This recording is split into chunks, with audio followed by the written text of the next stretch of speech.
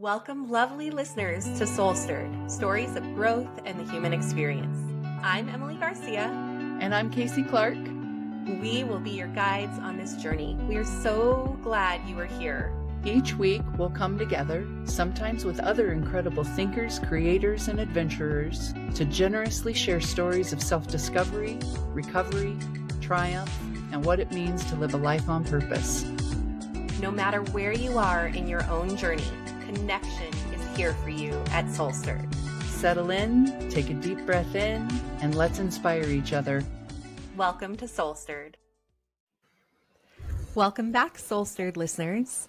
Today is November 11th, the day that we're recording this episode. And I was telling Kasey that this morning I went to the gym, which I do. I start off my day Monday through Friday going to a 5 a.m. CrossFit class every week, or at least most weeks. And because it's Veterans Day, there is a class that we have every year, and there's a workout of the day. It's called the CHAD, or the CHAD WOD, which is workout of the day. CHAD is a hero WOD, which is named after Chad Wilkinson, who was a Navy SEAL for, I think, 20-something years. And he was very well known, very successful. He was a husband and a father and had a group of friends. He did things like training to hike big mountains with a group of friends, and he was on group texts. He did a lot of things that felt very special. But in 2018, Chad died by suicide. And there is a man who goes to my gym who was mentored by Chad. And when I was talking to him this morning, he said, I had a lot of friends who have died by suicide. He was in the Navy as well. And he said, there are people who, when you look back after they die, you realize there were a lot of signs and you're not totally surprised. Mm-hmm. But with Chad, he was shocked.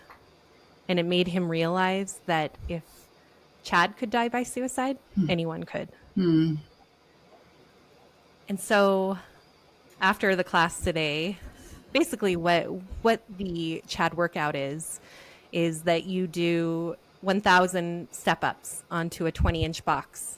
And for people who are able and willing, they can wear a rucksack of 45 pounds or 35 pounds. 45 for men, 35 for women. I did not wear the rucksack. I just did the step-ups. But all day did the 1,000 step-ups. Let's give that the credence that it's due. With or without a pack, that's a hard freaking workout. Yeah, it's a lot. And I'm sore. My hamstrings are sore. Mm-hmm.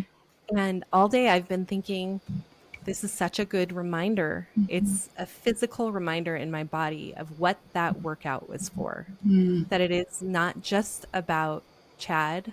It's about all of the people who we have known directly or indirectly. And in particular, many veterans. I think I read that there were 30,000 veterans who have died by suicide. Mm-hmm. It's such a good reminder in my body to honor these people and remember them today. Yeah. And so here we are. We're going to talk about that, but also the things that we can all do. Thank you for bringing Chad into our SoulStirred space today, both with your voice and your heart and the soreness in your legs and body from doing your 1,000 step-ups. I can feel his presence here, and it feels very sacred. And to that point, I just want to say that we are holding in our hearts all of the people who have served our country, that we are free because they lived, and the incredible cost that their service often comes with. Ultimately, too many of them end up paying the greatest personal sacrifice, I think, because they suffer and they feel alone. That's those to me are the ingredients of a death by suicide. I'm suffering and I feel alone. And so our intention in having this conversation here today is to invite our SoulStirred audience to be less alone. We all suffer. Suffering is part of the human experience. And the stories we tell ourselves that tell us that we think we have to be in that suffering alone is what we're hoping to disrupt. For me, this is also a divinely sacred day because it's 11/11, and Spirit tells us that we are right on track. We're right where we ought to be, having the just right conversation for the just right reason at the just right time. So yesterday, Emily, you had sent to me a video from Simon Sinek, who is one of my favorite leadership gurus, where he is giving an invitation to all of us to become what he calls an 8-minute friend. Do you remember sending me that video yesterday? Do you Yeah. want to tell people Yeah. what that is? Yeah. I found this video while scrolling through Instagram and thought, oh, how impactful. And then I was looking on Simon Sinek's website, and I want to read something that is on the website about the 8-minute catch up. Those fortunate to have those fortunate to receive calls a few times a week experienced a significant reduction in levels of depression, loneliness, and anxiety. And what he's referring to is a 2021 study that looked at the effects of brief, regular phone calls on 240 adults. And so basically, the research shows that if we have small interactions with friends where we can reach out and say, hey, I need you. And specifically, Simon Sinek says 8 minutes. Do you have 8 minutes? Call your friend and they can give you 8 minutes of their time to hear you, to listen to you, to not judge you or problem solve. And that the profound effect of those 8 minutes lowers all of the big risk factors that can lead to suicide, but also lead to anxiety, depression, and even high blood pressure. Because when we are feeling alone and we're stressed, it raises cortisol levels in our body, which is the stress hormone. Precisely. Exactly. And so science says that it's so, that this is how we need to operate, right? And Yeah. bringing this into our personal context, we ended up having this really great conversation because you sent a copy of this video to me and asked if I would commit to being your 8-minute person. And my answer was, of course, yes. And then that took us into another opening or conversation that we think is really interesting, which is what we want to talk about here today on SoulStirred for people like Chad. And I recently also lost someone that I care about very deeply who died by suicide. A person who I know, whose community describes him as happy, connected, like sunshine, a good friend, a good person, a good husband, a good father, a good man. And in the end, he died by suicide. There are people who are suffering and we cannot see the suffering. And this whole conversation intends to be an invitation to not wait for the people you love to reach out, but instead for you to know to reach in. And I personally want to give acknowledgement that reaching out is a hard thing. An extension of my conversation with you went over to my family about this idea of 8-minute friendship, mostly because I love it so much. As Simon describes in his video, often we are saying to people in our circles, people who we're related with, how are you? Tell me about your day. Is it a good time to talk, etc.? And we're giving back answers like, I'm good, I'm fine, I'm okay, Or I had a crappy day. And then a friend might respond with, well, my day was crappy too. So let me tell you about my crap and then you'll tell me about yours. For some people, these are tests, if you will, dips of toes into the waters of vulnerability, to see if the circumstances are going to be there for, like, the ground conditions can be set for the more vulnerable information to come forward that wants to. And so Simon had described in his video that he and this friend of his came up with this code language about, do you have 8 minutes, because of the misses from those other invitations. When he found out that he had a friend who was really deeply suffering and not telling him about it, it's like, well, why didn't you tell me? Well, I texted you. Are you available for dinner? That's what I mean by the test into the vulnerable waters. And so the point is, often people are in pain and suffering. Often people don't know how to get what they need when they are the person in pain and suffering. And I think many of us would agree with you and me, which is we want to be the person who can be there for you for 8 minutes or more. And so the dialogue we want to talk about today is what it takes for that to happen. Why are we as human beings testing vulnerability? What are the makings of real connection? How does it get to happen? And how can we all, you and me, Emily, and our SoulStirred audience, have more of it? So that's what we're going to talk about today. Yeah. There are a couple of things as you were talking that I was thinking about. One, I sometimes, or a lot of the time, don't reach out to people because I don't want to burden them. It's hard for me to ask for help. It's hard for me to say I'm struggling and I need to chat. Yeah. And then there's a second thing that happens in which sometimes I go, I don't have time. I literally don't have, an hour to get on the phone and have a whole conversation. So it's fine. I'll call them later. And what is really cool about the 8-minute check-in is that if it's an agreement that you have with another person, like, will you be my 8-minute check-in friend and I will be yours, then it's 8 minutes. You limit it to 8 minutes. And the 8 minutes is what makes you feel better.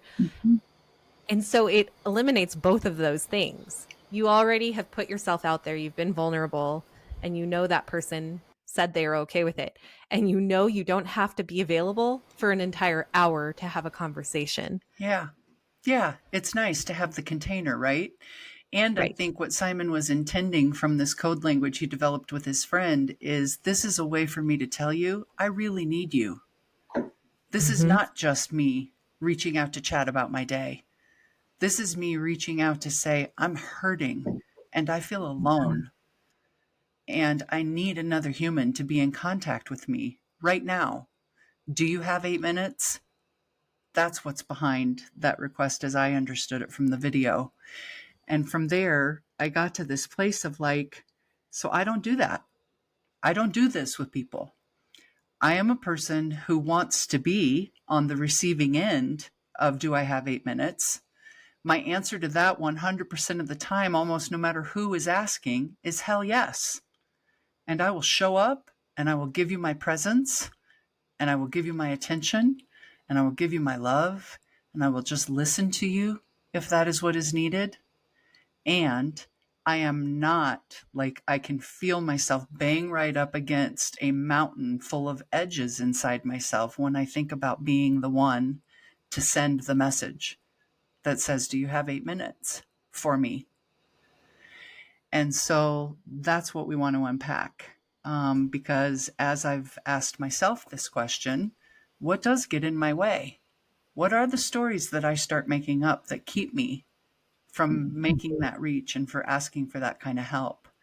I go to this place that notices how really radically vulnerable that request feels. Right. It's like sending an opportunity or an opening out to another person that says, I need your love right now. And I think what I'm describing when I call it radical vulnerability is the fear of, I'm requesting your love, and what if you can't give it to me? Mm-hmm. Or what if you don't? What if Or, you don't want or to? what if you don't want to? Mm-hmm. That's the risk that's being talked about taking here. At least that's what feels like the risk to me. Right. And so what we know, though, is there are at least two people who we're holding here with us today, and we know there are many, many more who need that connection. In fact, that connection could save lives. And so what do we have to do to cross that edge, do you think? I know. I think some of it is also knowing the people who can. Mm-hmm. There there are people we love and who we will go to about some things in our lives, but they just can't be an 8-minute person. Yeah. And that's like, maybe the person who's going to want to problem solve for you. Mm-hmm. Yeah. Unless they have the ability to compartmentalize the problem solving and go, okay, this is different. Yeah. I'm going to show up and just listen to you. Mm-hmm. That may not be the person. Yeah. See, so I want to invite you right now to think about who the people are in your life. Mm-hmm. Like who you would send that message to that says, do you have 8 minutes that you can give me right now? Who you could trust to be what you need for 8 minutes. You don't have to name them, but just think about, do you have a person or people who fit that bill for you? Mm-hmm. I feel pretty fortunate because I do have a handful of people, some friends, and then my sisters who are that for me. Mm-hmm. The people that I can call and have the 8 minutes with. Yeah. And that doesn't mean I do it. Yeah. Yeah. So, Which is me. It's Mhm. not them. Right. Right. So two different things here for us to layer back, right? So the first place I'm curious to go is, what is it about those people you just mentioned? Like, think of your sisters for a minute. Mm-hmm. What is it about, if you were to make this ask, do you have 8 minutes, about how they would show up or have shown up that makes you know that they're those people to you? How do they Okay. arrive? How are they? How are they not? Like, talk about that. Here is an irony is that sometimes with the people I am so close and connected to, I know what they're struggling with. Mm-hmm. And so I don't want to call and give them what I'm struggling with. Mm. But if the roles were reversed, if I was struggling and they were, I wouldn't want them to stay away from me. I would want them to call me and say, hey, I need this time. I Yeah. need to talk about it. Yeah.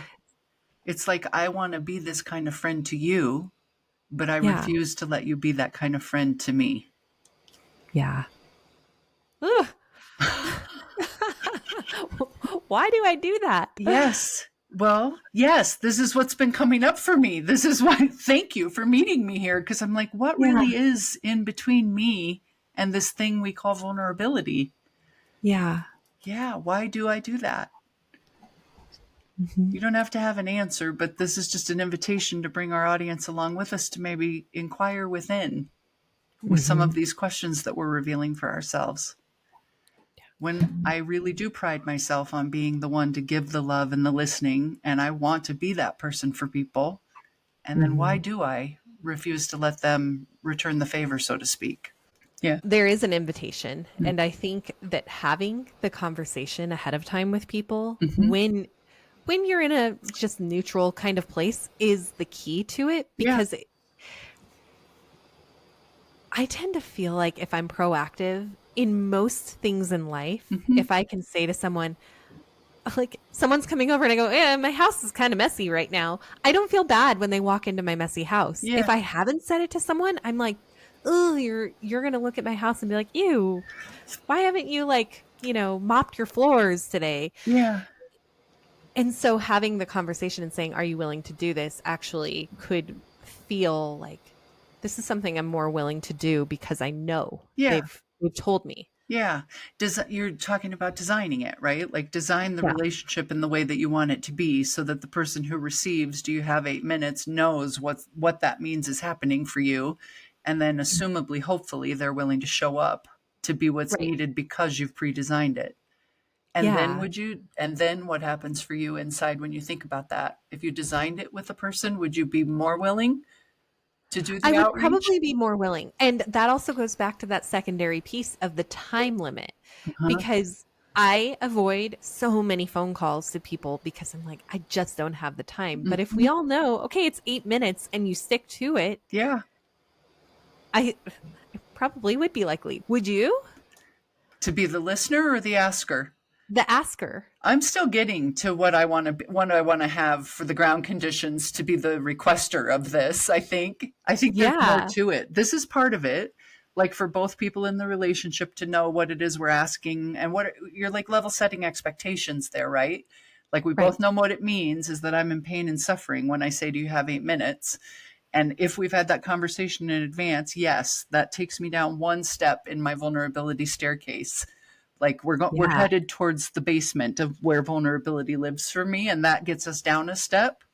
From there, I think I wonder, does this person have the capacity for presence to be with me, even for 8 minutes? Mm-hmm. Are they able to hold still, listen, and like not think about other things or do other things or pick up their phone or, have anything else matter for the next 8 minutes other than me? I think that Mm-hmm. presence is another rare and unique gift, at least in my life and the circles I run in. I find it really difficult to find other human beings that are able to do everything I just described, even for 8 minutes. In this day and age, I think it's particularly hard Mhm. because you can be talking on the thing that you would be scrolling on. Right. And that is my phone is what draws me away from being present. Hmm. Yeah, your phone. And I think there's a lot of things that take us all outside of presence nowadays, right? Trauma, anxiety, Mhm. Mhm. busyness, fear, technology, distractions, lives that feel chaotic that are circling all around. So I have a great deal of compassion. I hope that I don't want to come across as that I'm being judgmental or critical of people for their lack of presence because I see it in our society as a trauma response, really. Yeah. And then from there, I think there's another invitation, which is like develop a presence practice. Get Mm. yourself up in the morning and before you look at your phone and before you start clearing red dots of notifications that came in while you were sleeping, how about pause and take even 2 slow, deep breaths? Look out the window into the sunlight. Let the sun touch your eyes. Maybe wake your body up, express some gratitude for some things. These are ways to practice presence. Mhm. Get present first with yourself. Become more mindful, develop a meditation practice. Just allow your own mind and body to be quiet. Even if you can only do it for 1 minute a day, you won't ever be able to be quiet and show up as a good listener with other people if you can't ever get quiet inside your own self. Mhm. That's Yeah, that's my request on that note, and that because takes me another step down the staircase. yeah, which is like we all have to take the step down the staircase by doing our own work, which Hmm. is breath, presence, Hmm. gratitude, Hmm. working on our circadian rhythm, which is, allowing the sunlight to hit your skin and touch your eyes. Hmm. I did want to go back because I was thinking about how you said something at the beginning about the friend who will go, "Well, I also have something going on." And sometimes I love that though. Yeah. But it takes the ability to give the other person the space. Like if I call a friend and I'm like Hmm. spilling and I have my time and then I'm like, oh, okay. Yeah. sometimes I don't want the conversation to end. I want to know, like, really, how are you Yeah. then? And so Yeah. I do want that. It's Yeah. just, it has to be done in a way that they're present before they can share. Yeah. Well, I'm so glad that you circled back to this point, because you're talking about a level of discernment I think is really important. Like, Yeah. there's a mutuality of friendship and dialogue and like an electricity that wants to happen, right? Where you share some things and then I share some things, and it kind of builds on top of each other and the thing grows. And before you know it, we're both lit up and feel really connected. I Yeah. love that too. And I would totally want that, right? Like Yeah. in fact, I get uncomfortable in a conversation if too much of the attention comes on to me, right? Because then it's like, what Same. about you? Let's go back over there to you. And so I think for this, it's important maybe to set the context that what we're really talking about is when we're suffering. Mm-hmm. This isn't just two people in friendship that are wanting to catch up on each other's lives. We're talking Yeah. about the ground conditions that are needed for I'm reaching to you because I'm in pain and I Mm-hmm. feel all alone in my pain. And so it's in this context where these things I think really matter. Yeah.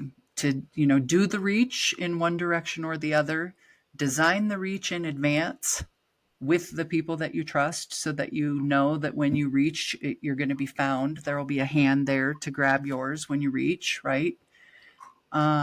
Presence matters so that you can actually sit in a quiet moment and listen to another person without having your inside brain spinning in some other land, that Yeah. you're actually right here, right now, hearing that there's another human heart opening itself and wanting to bleed out a little bit with you, Mm-hmm. right? Yeah. Yeah. What else do you notice that you need at this point when you're coming into this kind of connection? What are the Mm. steps of your staircase made of? I don't know if this is one of my steps, but I was also thinking that this also goes back to what we were saying earlier, that sometimes the people who are the most independent in Hmm. your life Hmm. and have this the smile on their face Yeah. and look like they have everything all together. And this is like the person that you lost, where they were described as sunshine. Yeah. Those are people that need to be checked on too. Hmm.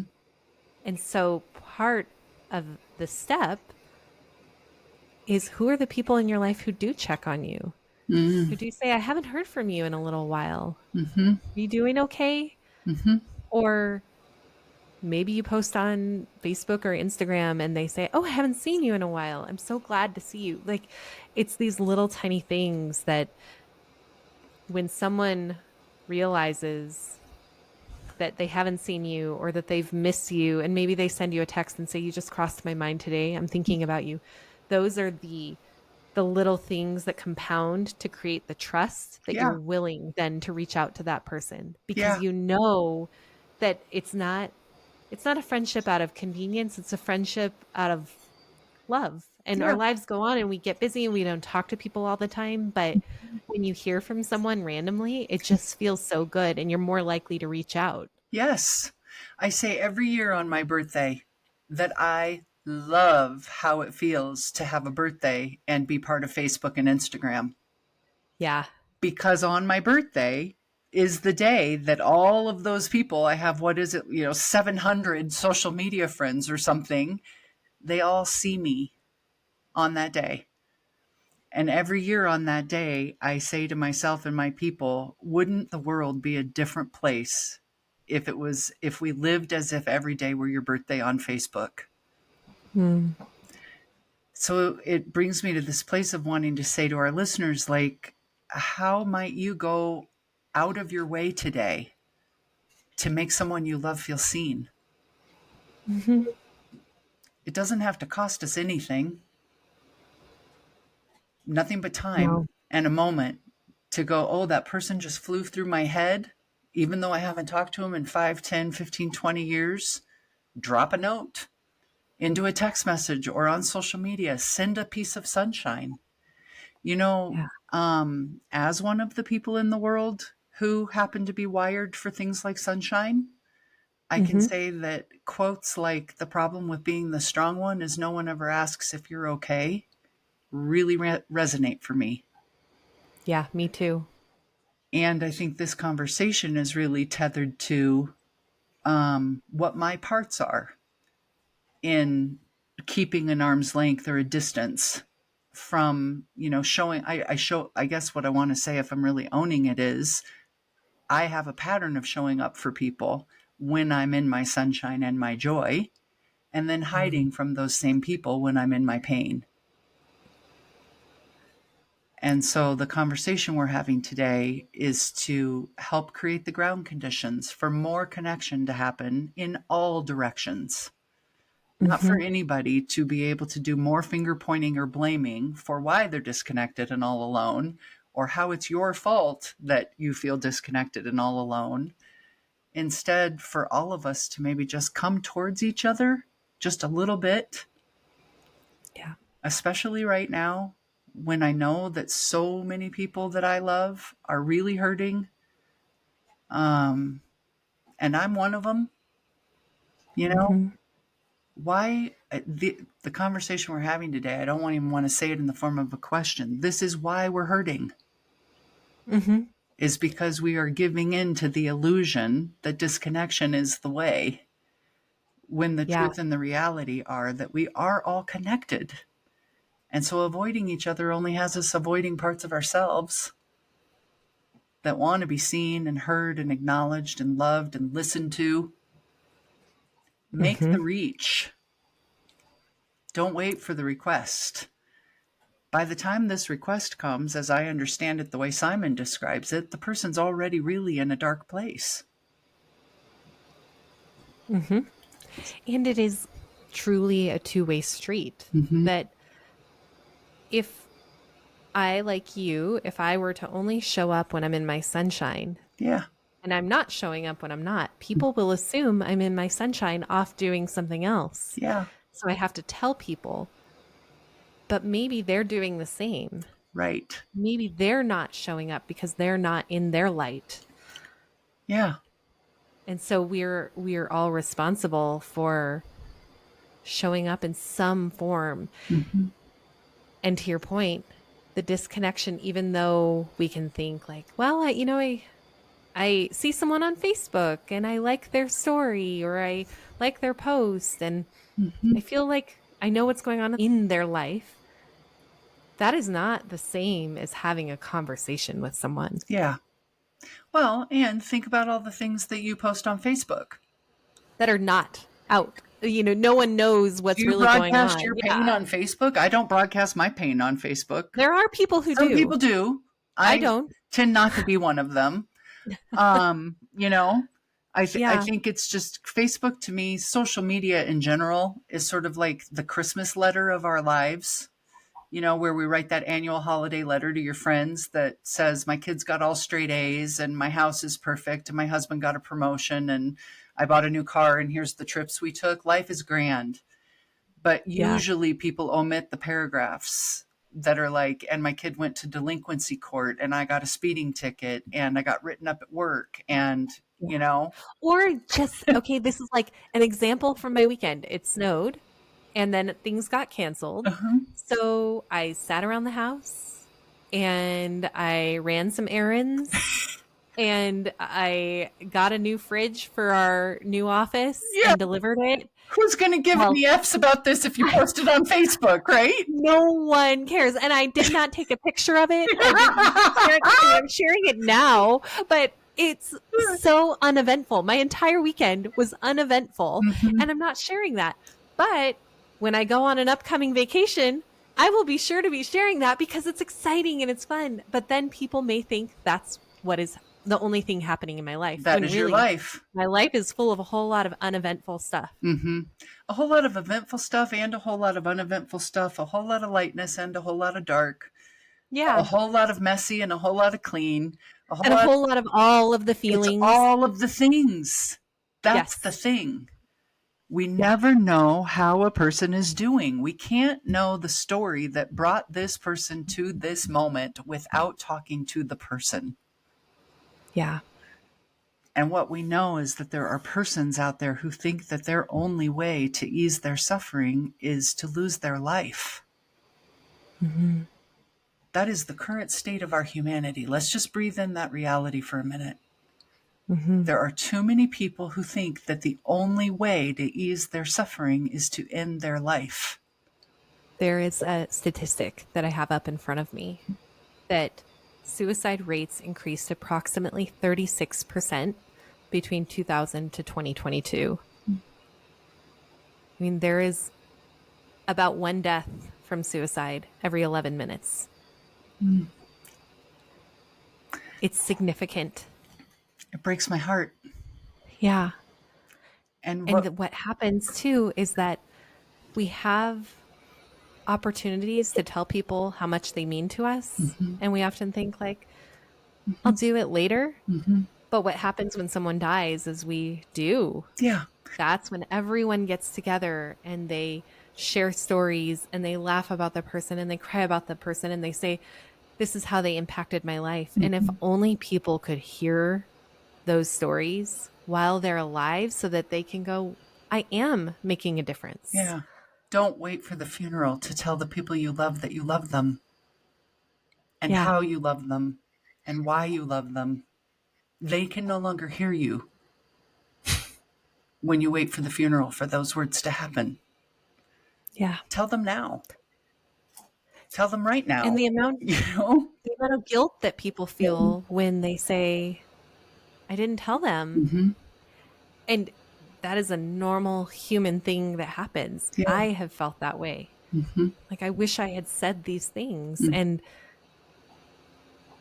we're not going to go every day. I mean, it's not realistic to say every day I'm going to call everyone I know that I love and tell them all the stories and the things. But when something does pop into your head and you have a giggle, like about a girlfriend from high school who you dressed up together for Halloween and you did this silly thing, text her. Yeah. Tell her. Yeah. And back to the other point, I think I'm back on my staircase into the basement full of vulnerability.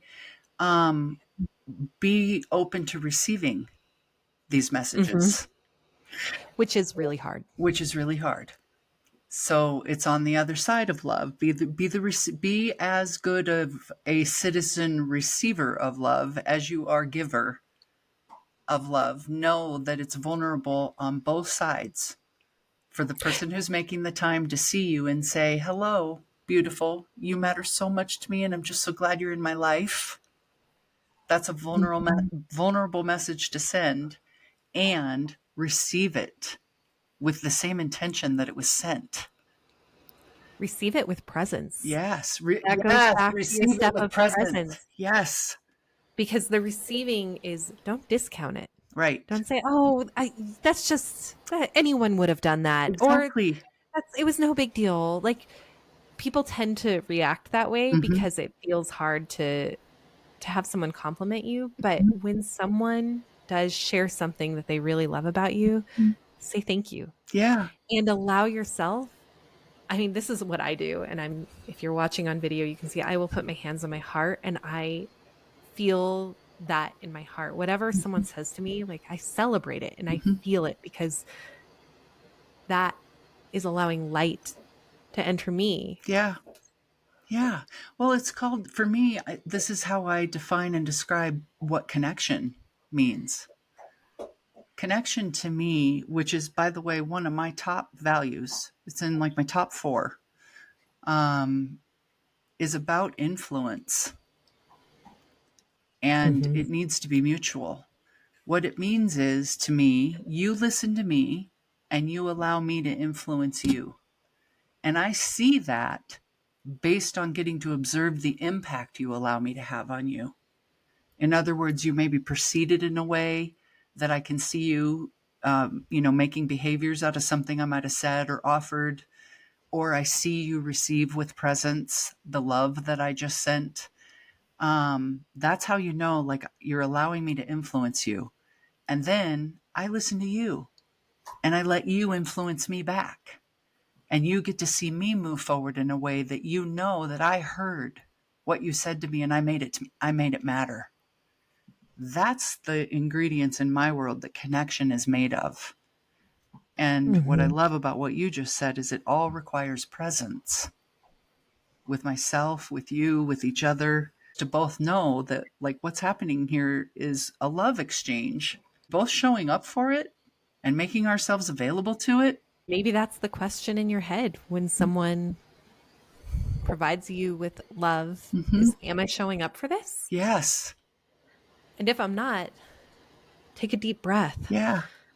Feel my feet on the ground. I'm here right now. I'm showing up for it. Like, allow yourself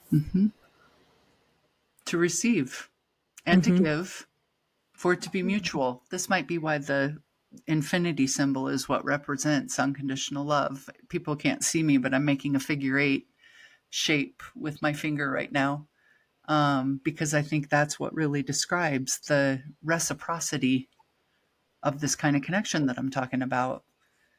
And in this way, I know that when this works with a few select people in my life, Emily, you're one of them, You are one of them too. that I suffer less and I feel less alone. Yeah. After I've been in presence with you, whether we're creating something or talking about what's happening in our own hearts or processing through some truth that's happened to a client or a friend or some, it doesn't matter really what the content is of our conversation.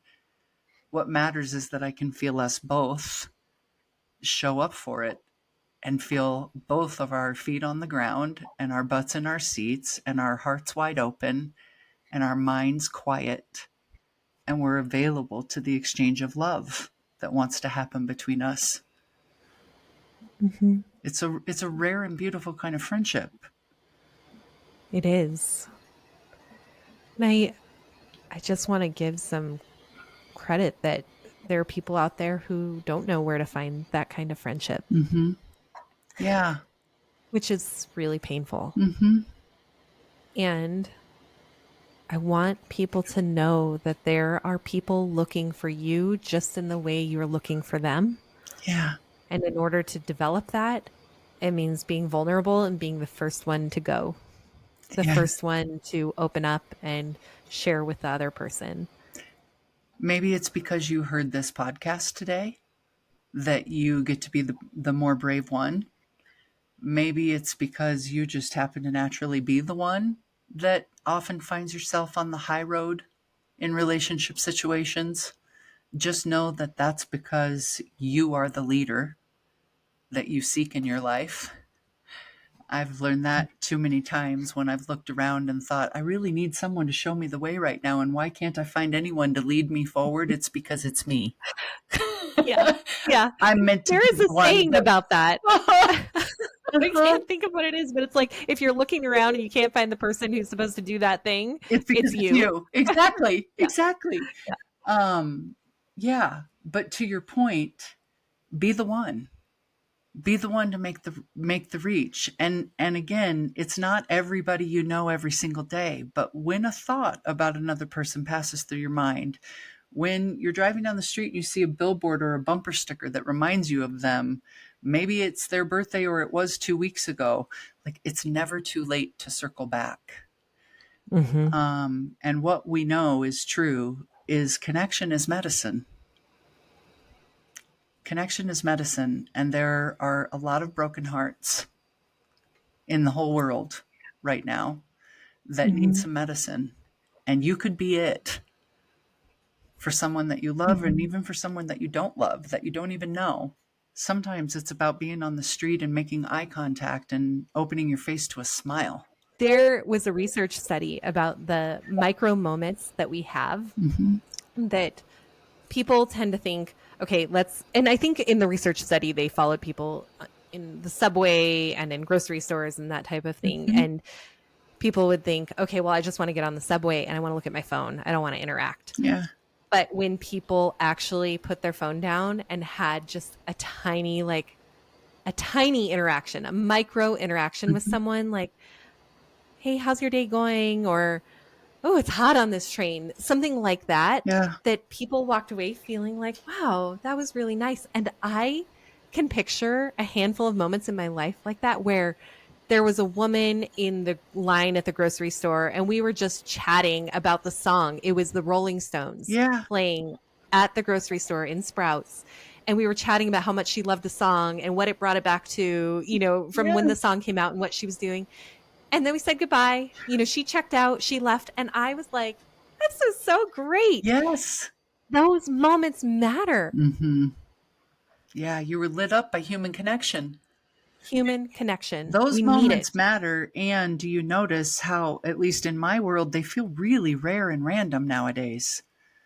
Like, it seems like as a humanity, we are in a still fear-based state that is looking in and down, not up and at. Yeah. And it's probably partially driven from actual fear, and the state of our union in the United States of America is it's a really destabilizing time. Let me put it that Mm-hmm. way. We are still in the after effects, the wave of coming out of COVID and what that's meant to us. And then this technology. I fear that if we don't get our shit together as human beings, that technology is ultimately going to become the death of humanity because of this, what we're talking about here. Because of how Yeah. our phones have us looking down and wanting to go in to ourselves and in this place of numb out, doom scroll isolation, to the neglect of looking up and out and making contact with each other when we're out in public, will be our death. Because, we are neurobiologically hardwired for human connection. That's Mm-hmm. not just a Kasey spirituality idea, that's a scientific fact. In Yeah. other words, we need each other. We cannot ever make it as a humanity without one another. And the truth for me, and this might be more of a spiritual truth, but I know that it also has some quantum physics behind it, is that we are all one. And so, as Emily said a Mm-hmm. minute ago, whatever it is that you are needing and you're believing or telling yourself a story that it's not available to you, someone else is needing it too. Mm-hmm. And we need to make ourselves available to each other because we are the medicine that will soothe and salve the wounds that hurt us. We need each other, and everything that we think is happening to someone else out there, the reason we're reacting to it is because it's happening to a part of us too. Mm-hmm. And when people like my good friend and Chad, the Navy SEAL, die by suicide, that's happening to a part of us too. Because they are a part of us just like we are a part of them. Mm-hmm. So we invite you to become the change you seek. Yes. To notice that when your urge is to turn away from connection, what's actually trying to happen is to turn towards it. And hopefully we've given you some of the ideas for how to make that happen and get out of your own way with it. We need each other. We Let's go we out of our do. way to find each other, Yeah. whether it's for So 8 minutes or more or less. Yeah. yeah, Mm-hmm. make eye contact with a stranger. Mm-hmm. Send someone a text. Maybe it's even someone you've met one time and they made an impression on you. Send them a text. Even if that person doesn't reciprocate, it is good for your mental health to do something kind for someone else. Yeah. So send a text to a family member, a friend, Mm-hmm. an acquaintance, Mm-hmm. but put yourself out there. Yeah. Think of what it is that you need right now. What is it that you like? Check in with your heart. Feel your own body in this moment being held up by the earth. Ground your own feet right now onto the ground. Feel how held you are. Take a slow, deep breath in. Let it out of your body, maybe even with a little noise, because we don't make enough sound as humans either. Mm-hmm. Connect with your heart. Put your hands on your heart like Emily does and ask yourself, what is it that I'm needing? What am I longing for? Whatever is the answer, go give that thing to another person. I love it. That sums it up. Thank you, Kasey.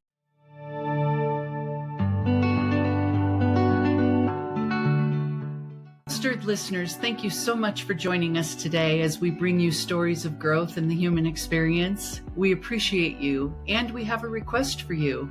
If you will, take 30 seconds to do these 3 things for us. 1, follow or subscribe to SoulStirred Podcast. This makes sure you never miss an episode and helps us to make sure you never miss an episode. Head over to your preferred platform, click the SoulStirred Podcast show page, and click the plus sign or the follow button. Second, we'd love it if you could give us a 5-star rating while you're there. Finally, choose your favorite episode and share it with a friend. We are so grateful to all of our listeners for your continued support helping SoulStirred grow and ultimately inspire others through authentic connection. Don't hesitate to reach out with ideas, stories, or questions. We are always eager to hear from you. Our email and social links are found in every episode's show notes. Until next time, keep stirring your soul and embracing your journey. Take good care of yourselves and of each other. Bye-bye.